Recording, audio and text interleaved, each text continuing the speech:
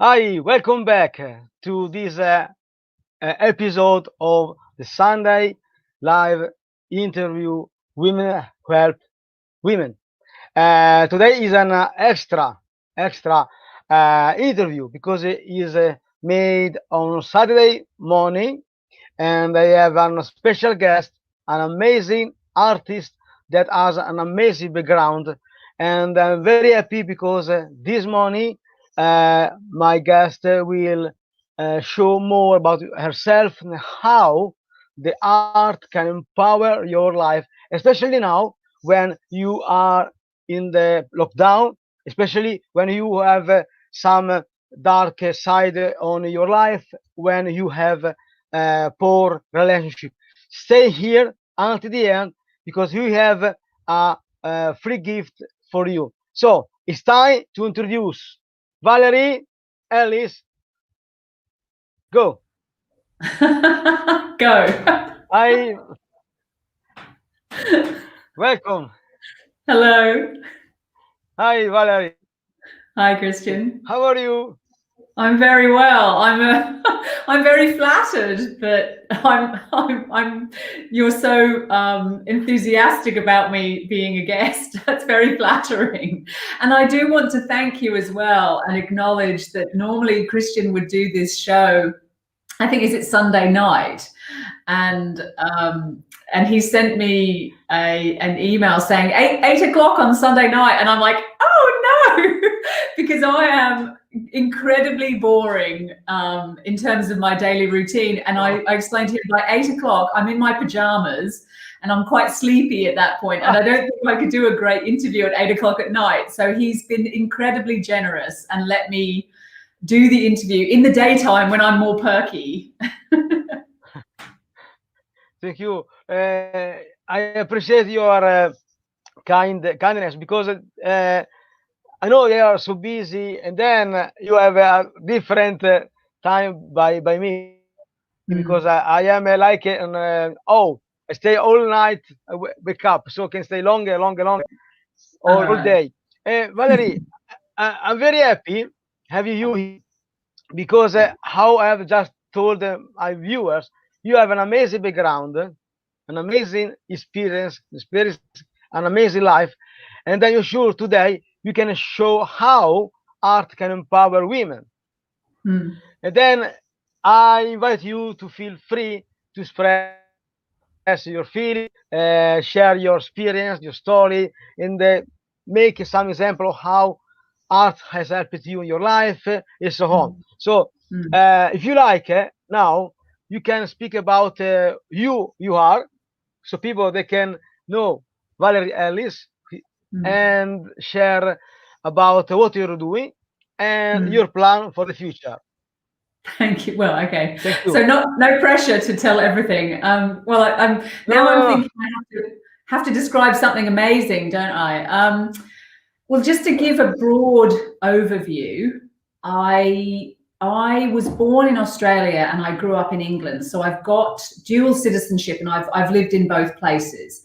My life growing up in England was very, very unhappy, and we can talk about that in more detail if you want to, but that accurately describes my childhood. And then I moved to Australia as a teenager. I kind of ran away to Australia as a teenager with a fairly unconscious assumption that that would then make me happy, which of course it doesn't, because the unhappiness resides within and going somewhere else just brings it with you. So I ran away to Australia, and a very kind person gave me a book on psychology called The Road Less Traveled, which I highly recommend. I've often said if I could give everyone in the world one gift, it would be a copy of that book. And I think it's been on the New York Times bestseller list for decades. So it's an incredible primer, incredible basic overview of personal growth and psychology, The Road Less Traveled. And for me, it's the thing that changed my life. It made me realize that I was unhappy because I really didn't understand that as a teenager. It explained why. It explained that this had been caused, that I wasn't who I was. It had been caused by my experience as a child, and what to do about it, that psychology could really help me change that experience of my life and become a better person. So as a consequence of this, I did a degree in psychology, and I was a therapist for 20 years. But really, being a therapist was a response to that hard childhood. It wasn't actually what I would say I was meant to do as a person. What I had been really meant to do, what I had a natural talent for, was art. And a few years ago, I started teaching myself to paint and become an artist. And I moved back from Australia to England, and I'm now pursuing a full-time career as an artist. So that's sort of a broad overview. And I'm not quite sure if that's amazing. I'm sure for some people it is. I hope it is, to live up to your expectations. But that gives a sort of broad overview of where I'm up to at the moment. And in the next few weeks, I'll be doing a debut solo art exhibition in London. So that's where I've come from and ended up at this point in time. Wow, thank you. But no, my expectation is I am very happy because it's like a little journey, but it's as a deeper journey that you made your life, and then from the childhood, teenaging, and then now you transform your life, your passion, in something that is allowing you to live as an artist. I think it's an amazing gift because people around me and in the world, they want to make their life like something that is an expression of their soul. It's not possible for all of us. Sometimes we need to give up, but you have transformed your passion in something real that makes you happy. You can live as an artist. So this one is amazing example, in my opinion. It's not for all. Absolutely. I do think though that people do have a passion and a purpose, and not in a romantic, mysterious sort of the universe way. I mean, in a practical, definite way. These things come from genetic strengths and weaknesses that we have, that we're born with. So I think in the area of finding your purpose and finding your meaning in life, there's a lot of sort of mysticism and fluffiness talked around the concept, but it's really not that. It's not fluffy and vague. It's very specific. And I think if you can move past the idea that this is a mystery that I have to solve, to realizing that, no, you actually have a fundamental set of strengths that you're genetically endowed with, and that in its fulfillment is your purpose. Your purpose is to fulfill your strengths, your abilities in life. It's no longer a mystery. I think what people get confused about is what their strengths are, but what your purpose is not mysterious. Fulfill your strengths, fulfill what you're good at, and that is your purpose in life. We have the same opinion about this fact, because I am agreed that we have inner gift that come from our DNA, but we need to express them in the right environment with certain people. But sometimes when we feel this burning desire, we need to listen to our soul, because is the only way to express this inner power. And then we can express it many forms, different forms. Maybe we can start in a way, and then we can get another way to express ourselves. And then I'm surprised, because you before were a psychologist, so you have a different point of view of the life, but then at the same time you are open to listen to your heart, your soul, and another way you discover more and more about yourself. In fact, I respect artists, because they are able to show the world the inner power in many forms. Use a painter, use making craft in a certain way. So in fact, I invite you for this reason, because you can show to our viewers, the women, how to express this inner desire, inner power to the world. And then, especially now with the lockdown, people, they stay at home, they cannot go out, somewhere, so they can stay at home thinking in holistic what is better for them, but at the same time they can start making something. What do you think? There's two things I want to say in response to that. You talked about doing the thing that you're meant to be doing in the right environment with the right people around you, and I think that's extremely key. That there are environments that are bad for you, and there are people who are bad for you, and you need to not engage in those, and you need to find the right ones instead. And we can, I think, talk about that a little bit more. But the important point I'd like to make in response to what you've just said is, you use the phrase, when people feel a burning desire. Now, I just want to make a really important point here. I don't wake up in the morning with a burning desire to paint. And I think a lot of people, and like me, through my life, I don't have a burning desire to become an artist. It doesn't feel like that. And I think if people, I've spoken to people before and they said, well, I don't have a burning desire. That's right. It doesn't, that's not really how it works. To sustain a sense of having a burning desire would be a very exhausting state to be in. Yes. I think of, when I think of even very different successful people who perhaps have won an Olympic gold medal at swimming, or somebody who's built a beautiful garden, or someone who's a fantastic mother, or someone who's an amazing mathematician, all of these being sort of genetically determined capabilities that you can exceed at. I don't think those people have a burning desire in their bosom on a constant basis. I've watched interviews with, let's say, Olympic athletes. They don't want to get up at 4 o'clock in the morning and drive to a pool with the cold water and dive in. That's not how it feels. So I really think the audience should not be confused that if they don't have a burning desire, they don't have a purpose. I think it's much closer. A better way of describing it would be a nagging inclination in a certain direction.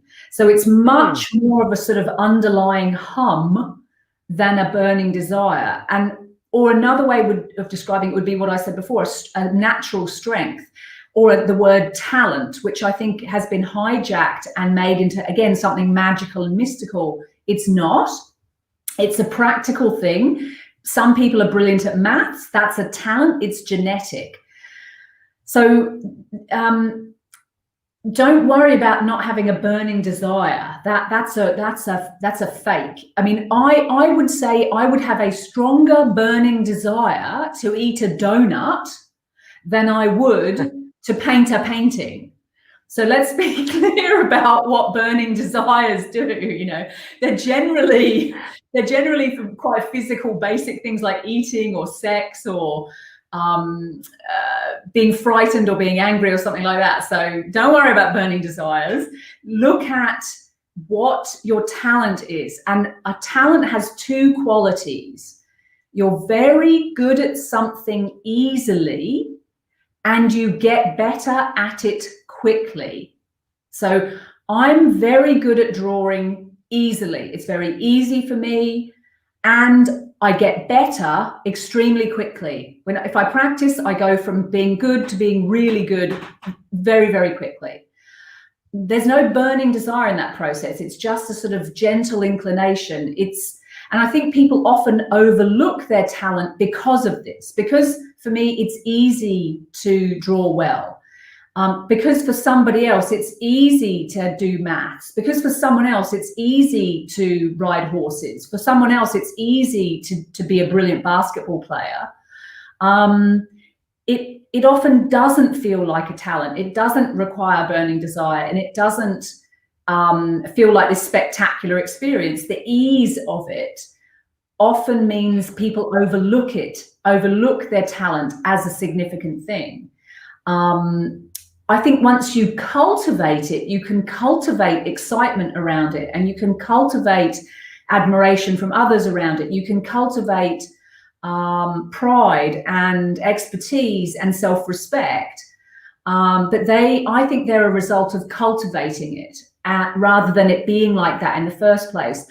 And if you want a metaphor, I would say your talent is like an ember which glows very, very softly. And if you get far away from it, you cannot see it at all. But if you get close to that ember, you can see it. And if you practice it and put effort in, you can turn an ember into a fire. But the fire comes at the end once you've cultivated the ember of your talent. It doesn't burn brightly as a general rule on a daily basis. I like your explanation. It's one of the best ever I ever heard. Oh, good. It's a pleasure listen to you because yes, your background making clear things. Then it's extraordinary because you have this two dimension where one is from your psychologist background. The other is from the artist. It's beautiful how you are able to put these extraordinary sides together. Wow.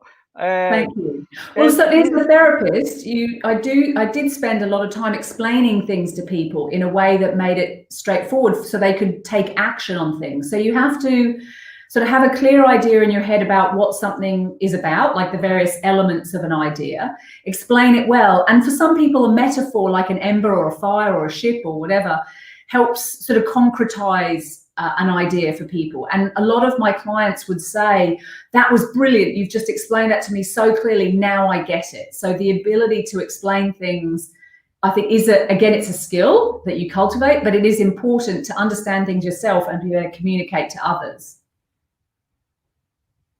Valerie, in your opinion, because you, as mentioned, that okay, I am agreeing that it's not a burning desire, because I use this explanation to make easy for people, you know. Maybe it's my Italian background. We are passionate. Yes, that's right. Maybe people in Italy have burning desires. But you know, you have mentioned that we have talents. We have talents they can help us in a quicker way to express ourselves. So, in your opinion, based on your experience, how women nowadays they can express in a quicker way their inner power? How can they express their inner power in a quick way? Well, I wanted to ask you, with your audience, how are you defining the idea of power to start off with? So let's look at the very basic concept here. What is power, and how do you tend to explain it to your audience? Yes, you know, the power is when we are able to evaluate, understand what we are able to do. For example, if I am an author, I need to know, first of all, that I have the skills to express my thinking in something written.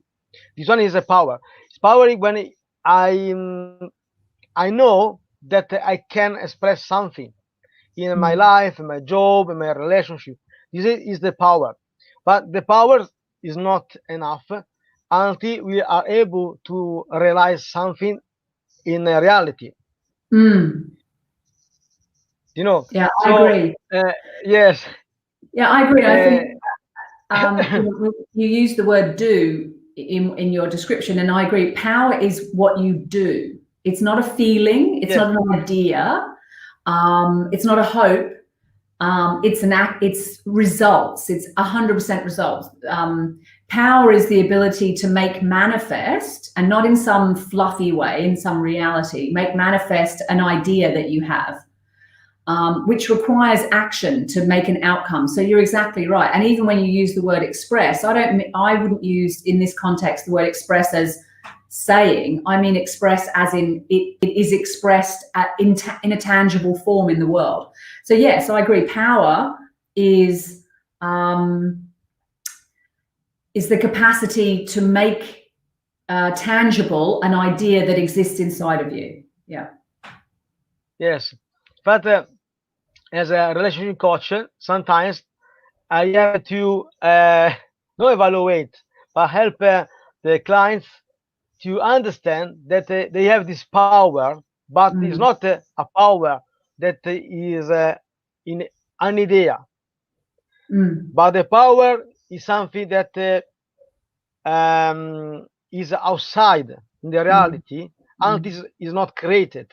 So I invite women to say, what can I do now, from tomorrow, from next day, and so on, to change, improve, transform your life. This one is the power. When we are so responsible to take action and then transform our lives, this is a power. But we need to be aware, because without awareness, the self-awareness, without knowledge, is impossible. Because if I say I cannot find a job in London, I never find a job in London. But if you have the power to see, okay, I cannot find a job in London, but I want to go to London to find a job. This is a power. What we're talking about, when you think about it, is understanding cause and effect. So when we talk about that idea of having an idea and making it manifest, it becoming a tangible reality, we're talking about cause and effect, aren't we? That we've caused an effect. And I think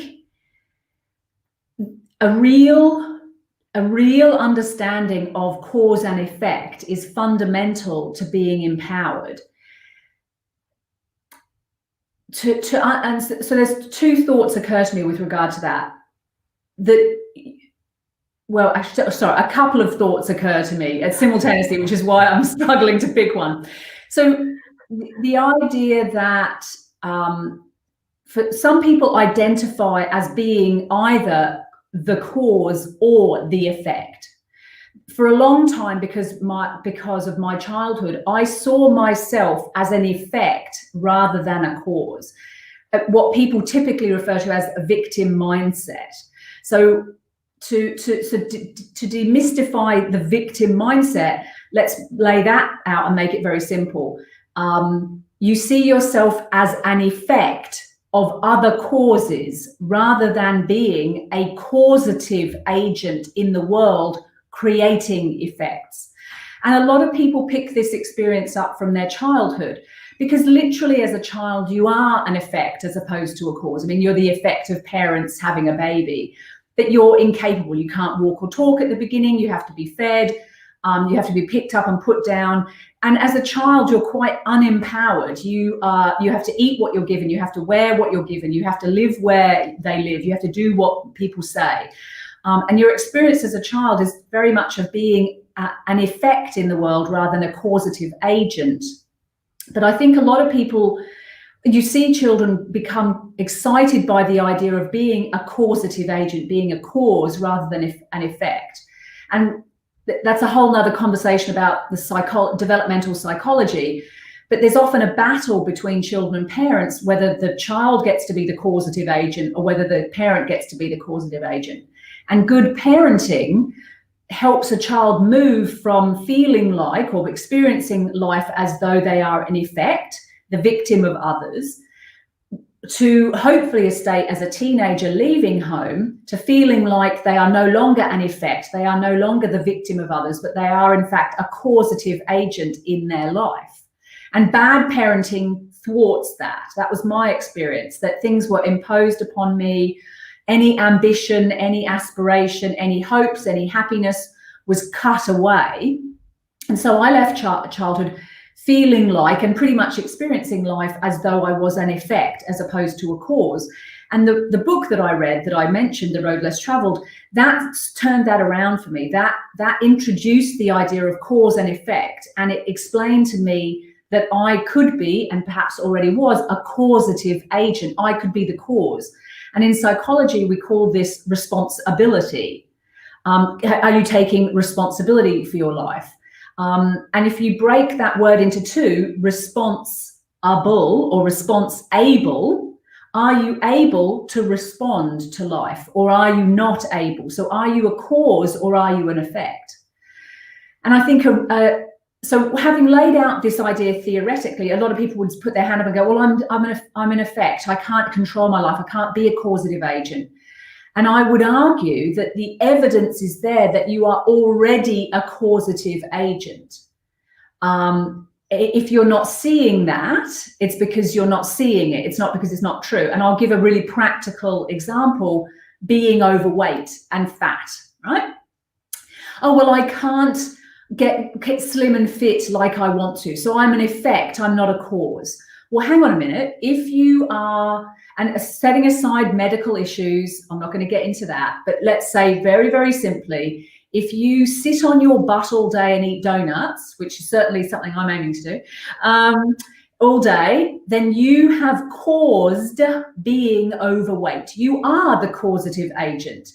Another practical example: if you have no friends, it feels like you're a victim, but you're the causative agent. If you're not friendly, considerate, helpful, kind, tolerant, then you will have no friends. Now, that might not be the effect that you say you want, but it's very likely that that's the effect you have caused. Perhaps unwittingly, or certainly for me, unskillfully. I didn't have a lot of social skills coming out of childhood, so that was an effect that I caused. But that was an effect I caused. And if I wanted a different effect, I needed to be a different kind of causative agent. So if power is the ability to cause the effect that you want, you need to, number one, know the effect you want. 2, know how to cause it. And 3, take the action to cause the effect you want. Now, that's simple. It's not always easy, but that's the basics of power. Know what you want, know how to get it, and do it. Then you are the cause rather than the effect in life. Wow. So if you want, I leave the live. I leave you alone. You can speak. Yeah, yeah. Because I'm really surprised, because I didn't know that you are so skilled, so talented, and and then you have this huge knowledge about psychology.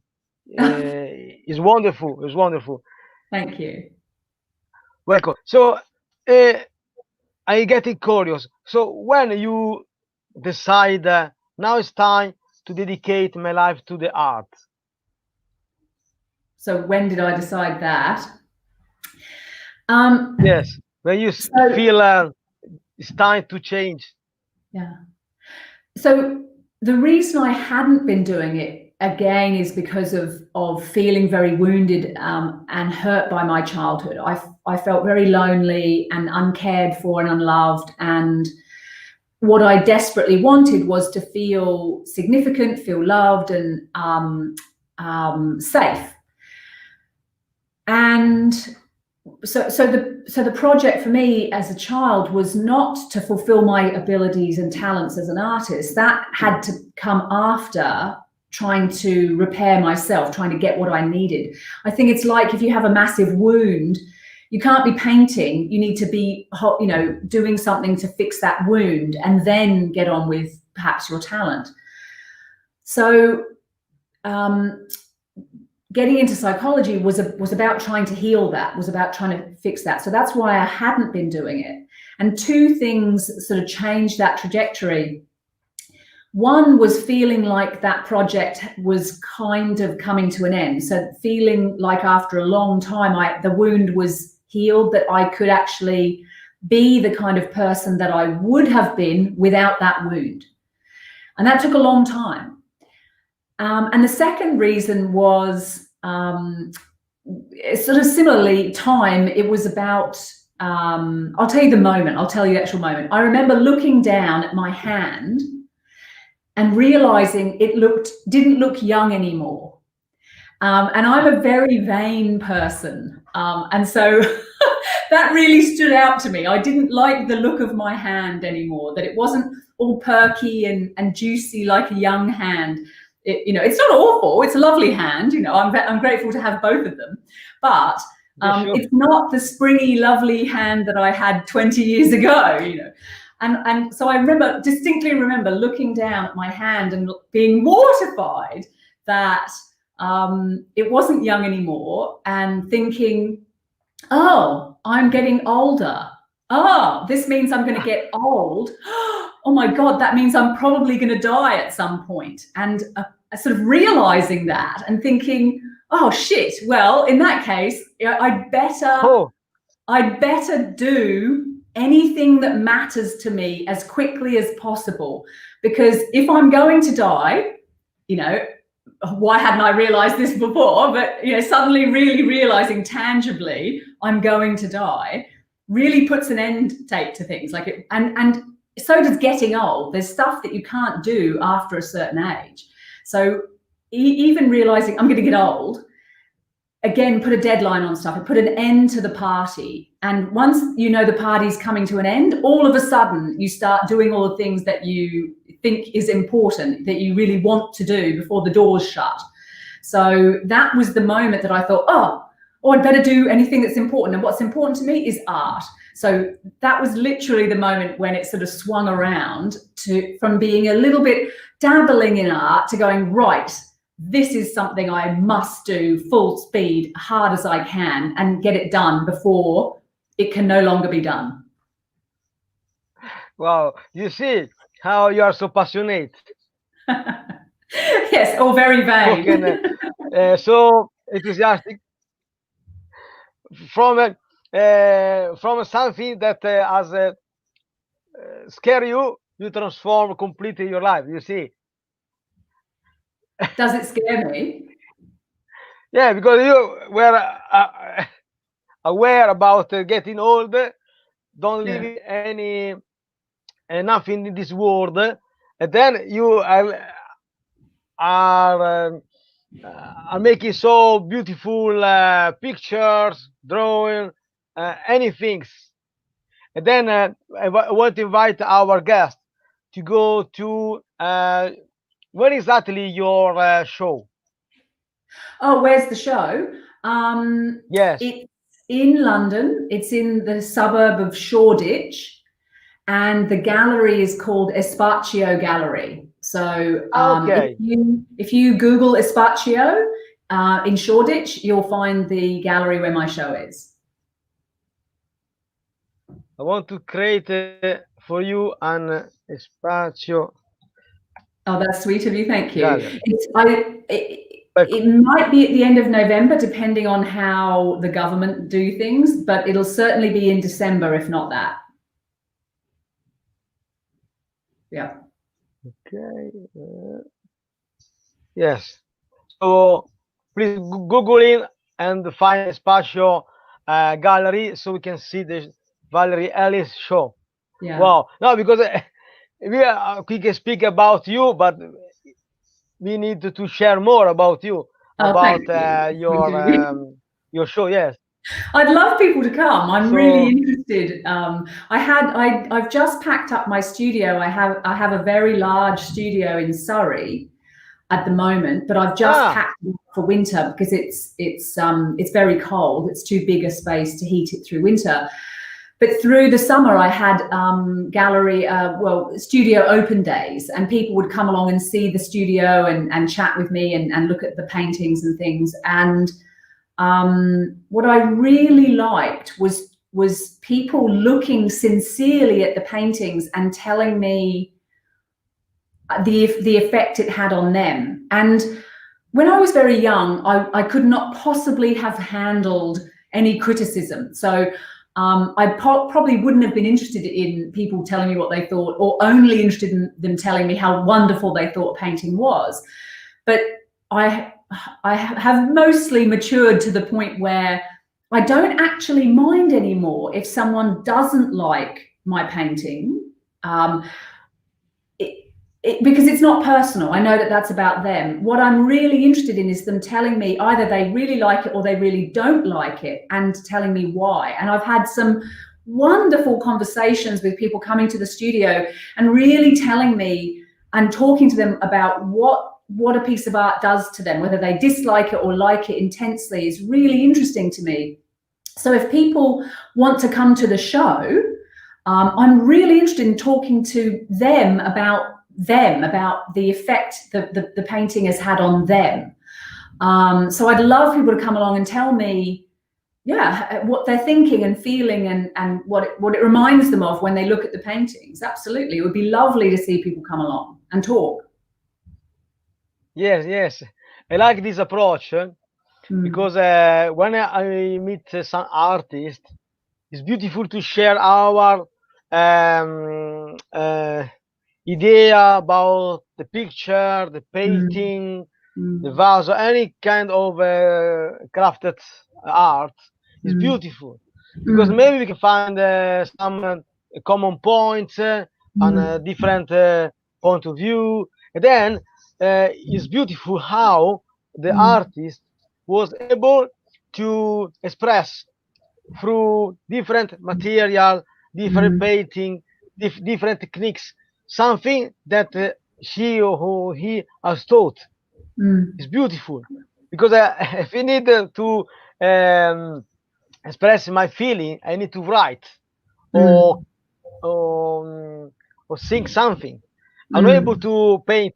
So it's beautiful when somebody is able to express this feeling, idea, point of view of the life, any sort of things that we are living. Is beautiful. And then we can decide. It's actually about connection. I think what you're talking about is connection. That if even if somebody comes and says, "Oh, that painting, it makes me feel uncomfortable," I want to hear your inner experience, because I want to connect to you as another human being. I want, if I can, to see what you can see, or to understand at least how you're experiencing things on the inside. And sometimes we have a shared point of view. Sometimes we both are uncomfortable, or we're both impressed, or we both think something is beautiful, or we're both confused by something. And sometimes the experience is different. But even then, we can try to understand the other person and get a bigger perspective. So I think, conversations about art or anything else, at the heart of it, it's about trying to find a shared connection. Now, I think that's if someone is not being malevolent. If there are people who come along and say nasty things about things intentionally to be hurtful, and that's not what I'm talking about. I'm not interested in that. Or even intentionally to flatter. That's not it. I'm interested in kind of a sincere experience shared by people or understood by people. And I think that you're right. That's what artists do. If I was looking at something and I found it confusing or confronting, I think a good artist would be interested in how that piece affected me. And I'm very interested in that in somebody else. I've had people describe some of my abstract paintings as being confusing or unappealing or whatever. And I find it really fascinating that they see something that I'm not seeing at all. And I love trying to find a shared understanding with other people. So I'm really finding that with art, a lot like psychology, it was a vehicle for a conversation where two inner worlds would connect, and my inner world and your inner world would have a conversation. And there's this wonderful, profound sense of connection, which I think people really crave. I mean, that moment when you meet somebody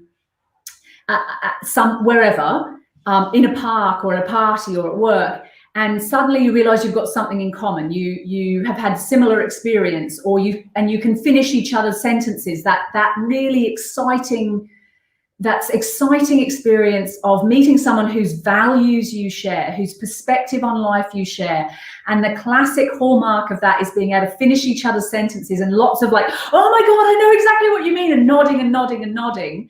And that's falling in love with another person, not in a romantic way, but falling in love with the share of life's experience. That's something incredibly satisfying and joyful. And art, psychology was that, but sort of art can be that too. It can, if people open up and really sincerely look at something and notice how it affects them and then express it, and it's listened to, it's a bridge for people to connect with each other and understand each other's inner worlds. It's just, I think that's what you're talking about, this, what I would call falling in love with somebody who's having a shared experience of the world. Wow, I like your point of view, because it's based on something realistic. And then we need to remember, as humans being, that since the beginning we have used art to express our feeling. The first drawing in the caves were just art. When the first Neanderthalian men and women, they drawn something on the caves walls, it was a form of communication. And art is a wonderful way to communicate our feeling. But of course, not always our feelings are beautiful. Yeah. Sometimes that's fine. Sometimes we need to express something bad, something rude, something polite, and because we are artists, we are humans. So so somebody is not agree with my book or your paint, it's no matter, because your painting, they will be live forever. Hopefully. But instead, one thinking, one thought, they just disappear in a cloud. But our art, our books, our video, maybe will be survive forever. And then we can create more. Yes, exactly. So this is another power. It's another power. We can survive again. Yeah. And going back to that concept of power, that power is being the cause rather than the effect, so that we do these things to try to have an effect on the world, to try to have an effect on other people. Absolutely. And when people reflect that back to us, we feel empowered. And you know, to go back to one of your questions earlier, which was how does your audience get empowered? By, say, knowing what they want, by doing something about it. And when the world feeds back to you that you've had an effect on the world, it encourages you to continue to do that. Exactly. Because when we feel this power, we can become more wisdom and empower our lives. And this is one of the reasons I decided to create a YouTube channel and invite my guests, because just me is enough.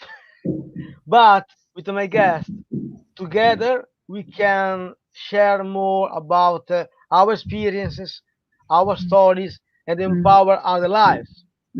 This one is one of the most important reasons, because I won't speak just about what I know, what I'm doing, because it's getting boring.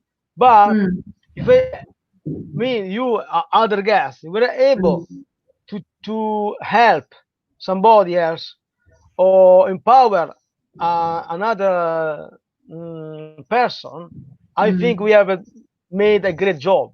If today, tomorrow, or the days in advance, somebody has learned something by our live stream, I'm very happy, because maybe we can transform other lives.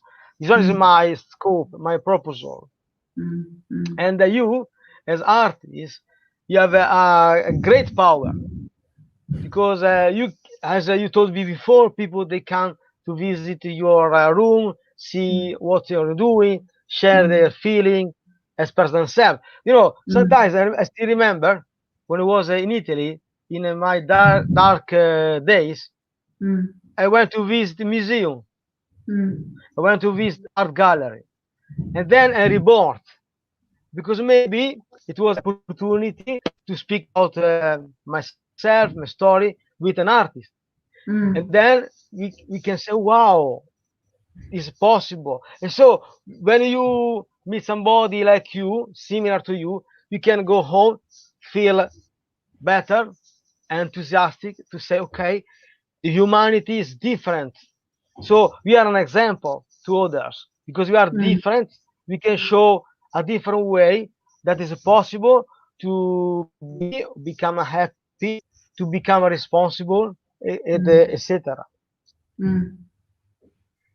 So we have a mission, in my opinion. Absolutely. And because it's impossible to show to our to the viewers some of your pictures. But in your opinion, which of your painting? I want to formulate a right question. So, do you have your favorite painting that you made in your life that you can? Absolutely. Yeah. Yeah. There's my paintings and drawings sort of divide into two. There's drawings and paintings of people, and then there's abstract art. And there's a particular painting. I always think the measure is what would you save in a fire, you know. So there's a particular painting that from one category that's a painting of a woman in profile that I would save in a fire from the faces sort of department. And there's a particular painting that I would save in a fire from the abstract expressionist one. And I think for the audience, the faces are sort of more obvious. They're easier to recognize and they're easier to have a response to. The abstract art requires a little cultivation of yourself to look at and see how it affects you. So the abstract art is much more of an acquired taste, I think, than the obvious sort of portraiture kind of stuff. Wow. And now my mind is blowing. If you could, sorry, because I have a nice question now. If you could be a painting, which kind of painting would you like to be? If I could be a painting? Yes. Two immediately come to mind. The first thought was a Rothko painting, because his paintings are some of the most profound in the world. They really affect people. I consider some of his work to be the pinnacle of art. And then the second one that came to mind was Picasso's Guernica, which was very much a sort of socio-political statement about the Spanish Civil War. And I think I have, to some extent, that quality about me of being a little bit militant about social justice issues. So I think I'd like to be a Rothko, but I think sometimes I'm a Picasso Guernica as a person. Yes, I think I have the same idea. Yeah, so I think looks can be deceiving. I'm very sort of palatable looking, but I can be quite feisty. In fact, I like that period of the story when from the Industrial Revolution, and then we go through the Second War, and the economical boom. I suppose it was a fantastic period of, okay, apart the war, but when people starting to know more about technology, and then since then the humankind has struggled to find balance from the form art of communication, like art, to compare to the technology. In fact, nowadays, people like you are amazing, because nowadays it's easy to have a mobile phone, read something, go to the virtual art gallery. But in my opinion, is a wrong way, because we need to question, we need to understand and brief a painting. We need to brief an art gallery museum. We need to walk in art gallery museum. We need to see other people's face. We need to smell the odor of the painting. We need to touch something. No, not too much, because we can destroy. But we need to come back and walk, slow down, and express ourselves and think what is important. In fact, when I want to feel myself, I'm going into the park, I'm going to the art gallery. I try to meet somebody different by me, because I want to know. I want to see a different point of view of the life, and then I can learn something more about people. Myself as a life coach, relationship coach, is always learning. And then I appreciate with people, they, for example, they create something together, like for example, they can make a fusion with different kind of art. It's beautiful, because the people, they can create like a cubic, with multi faces, but they can able to communicate their point of view, their feeling, experience. Is beautiful. And nowadays we need the people that can help us to view the life in different way. And I'm sure the art is something amazing. What do you think? I think what you're talking about is cultivating an inner world, that the world in general gets us to focus outwardly, and that's important, because you don't want to fall downstairs or get eaten by a lion. So you do need a certain focus on the outside to pay attention to stay alive. But without cultivating an inner world, you're just living in order to get to some point where you die. So I think what you're talking about is cultivating an inner world, a perspective that gives you a stronger sense of direction. And as you say, art can do it. I think that's the fundamental premise of psychology as well. That and I wrote a book when I was a therapist. That's part of that goal in psychology, to help people understand their inner world and cultivate that, so that they have a stronger presence in the outer world. And you are mentioned about your book. You can spend a few minutes. What is about your book, Valerie, please? So it's called Compatibility: 8 Pillars of Lasting Love. And my speciality as a therapist was relationships, basically people getting divorced and then moving through that and dating again. So I wrote the book because there are certain qualities between people that if you have them, you have a successful relationship, and without them, you do not have a successful relationship.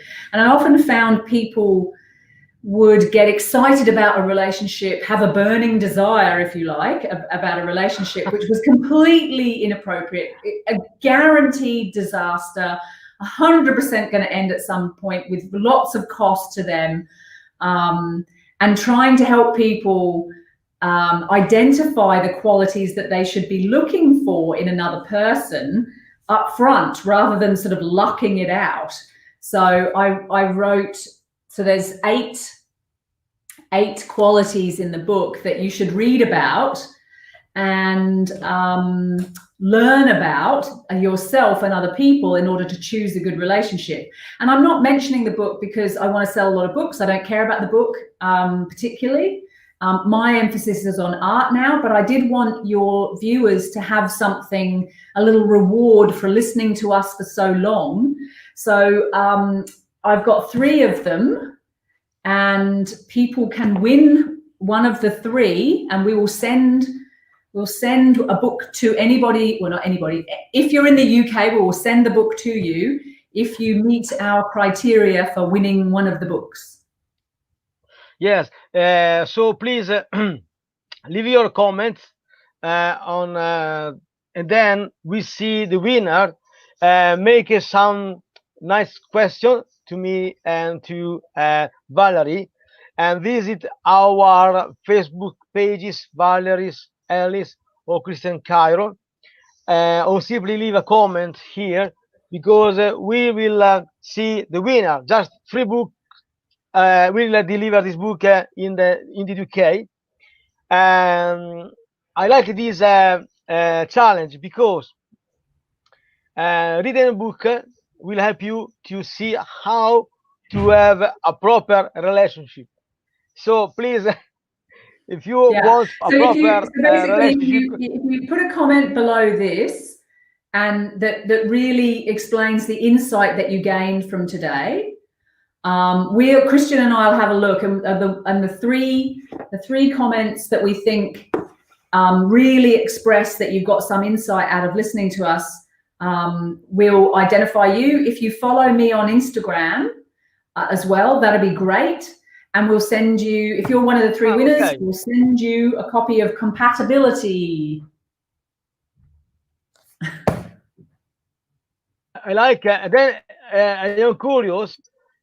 I want to buy your book, because as a relationship coach, I want to learn more and more, and then I can help myself to have a proper relationship. Well, I think we are fairly near each other, so we should catch up for a cup of coffee, and I'll give you a copy of the book as well. Yes, wow, it's an amazing news. Thank you, because I read books, and then I want to know more about what you're doing, your painting. Thank you. I appreciate your invitation. So, Valerie, we are almost in the end of our amazing live. I really appreciate your company. I really appreciate what you told about yourself, about your experience. So we have just a few minutes. Could you give a final short suggestion to our viewers before our final greetings? Thank you. My suggestion would be to do something about what you want. Figure out what you want, and then do something about it, and then keep doing that. So that will make the biggest difference to your life. Figure out what you want, do something about it, and then repeat that again and again and again and again. And then you will be empowered, and then you will have the life that you're aiming for. It's as simple as that. You must take action. Yes, exactly. We need to take action, and then remember, dear viewers, that you have this power in your hand, and just need to take the first step, the second step, the third one. Learn, fall down, arise again, learn and go straight for your desire, not burning desire. Not a burning one, just a small ember. Yes. So, Valerie, I really appreciate. I learned a lot today. My point of views now is better than before, because I know you more.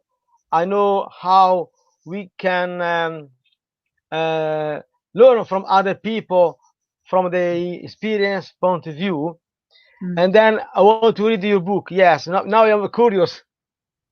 I want to read it. So, Valerie, you come along to the show in London if you can. I'd love to see you at the art exhibition in London.